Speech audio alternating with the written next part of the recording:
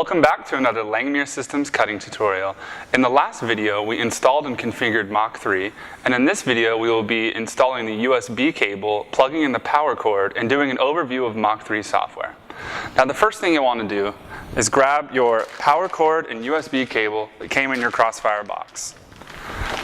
Next, come over to the electronics enclosure, unpackage the USB cable, and you're going to plug the square end into the electronics enclosure at the USB input here, and then the other USB you're going to connect to your computer. Next, you're going to provide power to your electronics enclosure by plugging in the three-pronged end into the power input jack here on the electronics enclosure. This is the power toggle switch right here. We're going to leave this off for now. On the other end, you're going to plug into power. So now with our USB cable and power cord installed, I'm going to open up Mach3 on the computer. So the first thing we're going to do is we're going to go to Mach3 Loader. We're going to open that, and you should see the CrossFire version 1.1 profile. Now if you don't see this in your Mach loader, be sure to go back to our previous Mach3 installation video to make sure that you configure and set this up. Now we're going to go ahead and say OK. We can agree to this. So you'll be greeted with this R&R motion controller prompt. Now this is the plugin that we use with our motion controller, so make sure that this is selected, and then you can go ahead and say don't ask me this again so that this doesn't pop up next time. So what I'd like to do is go through and do a basic overview of the features of Mach. Now Mach has a lot of features, and many of these we just won't be using when cutting with the CrossFire. So I will be going over and just doing a brief kind of overview of the features that we will be using.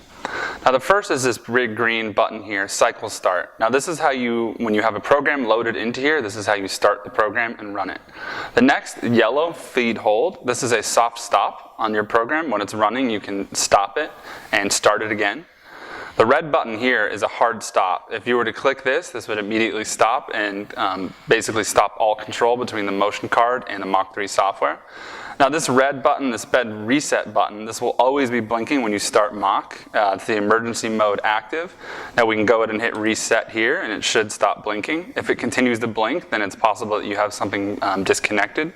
And if that were the case, down here in the status bar, you'd see that. This window up here is our G-code viewer. Now we don't have a program loaded in here, but if we did, it would show all of the lines of code through here, and we could sit here and scroll through.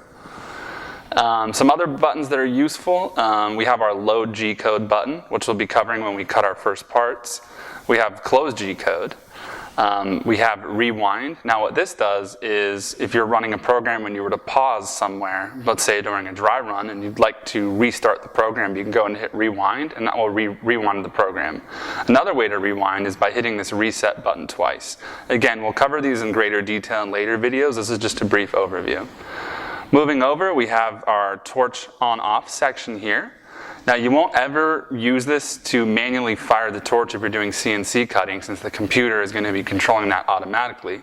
But if you're doing manual cutting, let's say you want to put a plate of material on there and do a straight cut, you can go ahead and click here. This will fire your torch automatically, and then you can use the jog keys to make that cut. Right here we have our feed rate control view.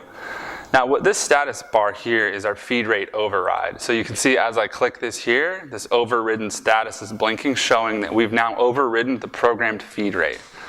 You can go ahead and reset this feed rate right here. This will take this back to 100. And the reason this is useful is if you, after cutting out a part, you realize that you were possibly too slow or too fast, or even during cutting, you can click this and you can speed it up a little bit, you can slow it down. It'll show you your actual feed rate here. Up here we have our DRO, our digital readout for position. Now you'll notice that there is a Z-axis here. The CrossFire does not have a powered Z-axis, so this box here is going to be irrelevant for us. The top display is our X-axis display, and this display is where we are positionally in the X-axis. We have our 0X button here. I could click this and this would zero this axis. Below that I have the Y positional, and the same, you could go ahead and zero the axis here in Y. We also have a go to zero button. So if you're somewhere out, let's say you had zeroed your program and your torch is out somewhere and you want to bring it back to your program 0, you could say go to 0 and it will rapid the machine to 0. Over here, we don't have anything loaded since we don't have a program loaded, but this is our toolpath viewer. Some important features here is the Jog Follow. If I click this, I'll have this green status bar illuminated here. This makes it so that when I jog the machine around, I keep a bird's eye view of the location of the torch as it moves along relative to where the toolpath is. I also have Regen toolpath, so if I were to set my offsets, like zeroing the machine, I could hit Regen toolpath and it'd take me back to regenerate the entire toolpath within the view of this. Now one thing you'll notice is that there's no jogging arrow keys here for manually jogging the machine around. That's because jogging is done with the arrow keys. That's the left arrow key, the right arrow key, the up and the down arrow keys. Now the left and the right control the x-axis. So you'll see here positionally, if I click on the left arrow key, I become more negative.